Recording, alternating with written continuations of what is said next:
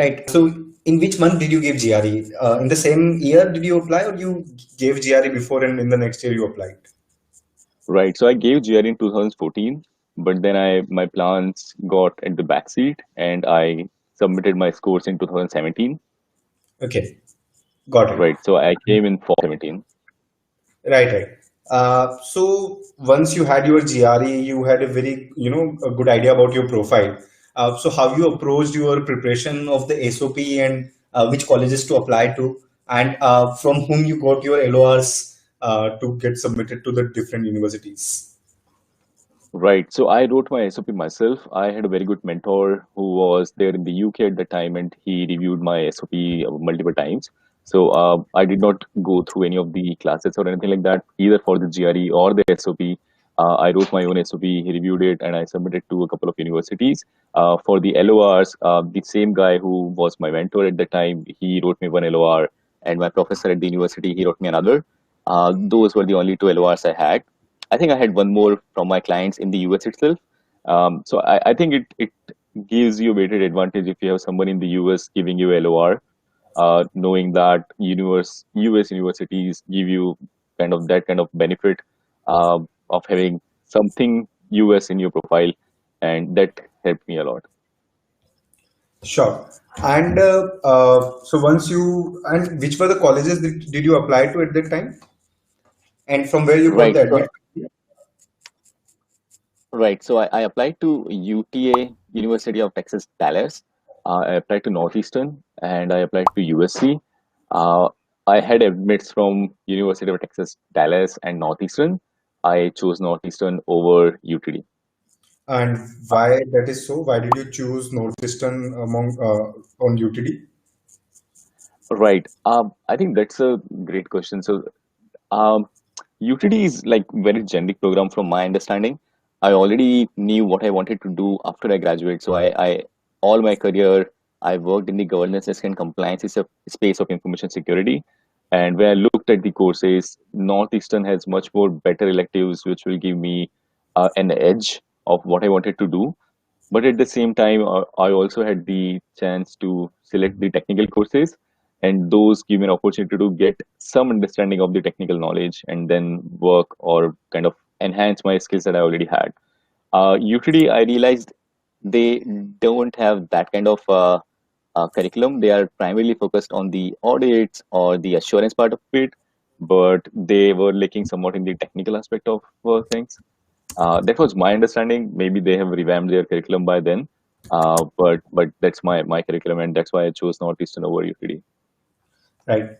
And so once you got an admit, after that, for loans, for visas, how did you coordinate? What was it easy for you to get a loan in 2017? Because at that point in time, there had fewer options as compared to what it is right now. Right. So since I was already earning somewhat pretty good in my career, I had a good credit score, and I think that helped a lot in getting the loans. I took loan only for the first and the second semester. After that, I didn't opt for any loan because I started earning. I had my savings at PayPal. Then I started doing my part-time assignment or working with the professor, and then I was also working with Fidelity. Even now, I'm in my final semester and I'm working with Fidelity. So that helped me a lot in managing my loans. So it was I wouldn't say that was a right per se, but Right. it definitely helped a lot to have a good ITR and some background or family background. Got it. And how about visa interview, and how did you prepare through your visa? What was the overall experience there?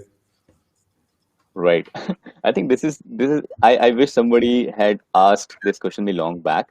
So if you see the internet forums, they are all scaring you a lot. I mean, if you just see the forums, they will scare you that you need this, you need that, you need this, but it's not the case. You just need to have confidence in your profile and say whatever you're saying. I just I did not prepare explicitly for the visa interview. However, I knew that I had to be true at that point of time, whatever I say. So I was just asked one question: why Northeastern and why this course? Those were the only two questions that were asked to me, nothing more. And I think my interview got over in like a minute, and that was it. Please, whoever Okay. is listening, please don't go through the internet forums and be scared that what will happen to me in the visa interview. They are there to give you the visa. Just remember this: when you apply for a job, they are there to give you the job. It's on you. When you apply for a visa, they are there to give you the visa. Not It's not the other way around. That they don't want you to give the visa, and then you have to kind of ask them to give you the visa. It's the other way around. So Right. please, So I would also add something there. Like I have also heard so many stories, and most of them I believe is not true. People just yeah, say anything they want, and that scares a lot of students, and they end up, paying something to someone for the visa interview. So that is not something very required for the visa. It's very simple as far as yeah. in my experience and what Shobit is mentioning here.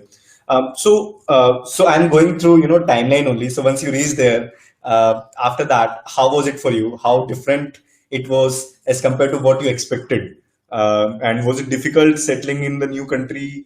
And the course and everything must be very hectic there. So how was the initial few months there? Aman, you're making me nostalgic. Yeah. So I would definitely say it was difficult. I won't lie. I will be honest here. It was difficult for the first semester.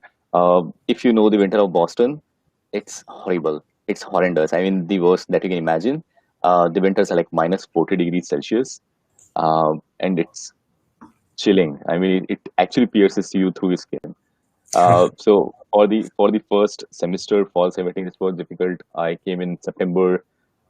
September was pretty okay, but then moving on, it was kind of difficult. The winter and the snow. Um, the other things you mentioned about the curriculum and the studies, I would say first semester is really difficult. The education system in India is very difficult from that of the US. One major factor is in India, you just study for one exam and you are through, and even for midterms or the exams, the final exams. But here you have to study every week. There are discussion posts, there are labs, there are practicals, then you have to submit your assignments. You have to do a lot of research since the instructions are not that clear for each of the assignment. And since I was out of the study zone for 6 years, it was pretty difficult for me. But I had a huge support system of my friends, and we had pretty good, decent group of students who were okay with what they were doing, and we all kind of helped each other, and it was pretty okay. After the second semester, I think it was a breeze. You start or you enjoying the process. You start doing multiple things at the same time. So, for instance, I was doing my part-time assignment. I was working with the professor. I was doing these courses. I was searching for an internship, and it kind of gives you an opportunity to introspect and learn about time management as well. So, first semester, please don't cry. Second semester, you will be smiling. I'm sure about that. Thanks a lot. Thanks, Shobit, for doing this. Really appreciate that. Thank you, Aman, for the opportunity. I look forward to helping in any way I can. If you have any further queries, please reach out to me on LinkedIn. That's the best way to reach out to me. So thank you for this and all the best to all the prospective students. Okay. Thank you. Thank you. Good night.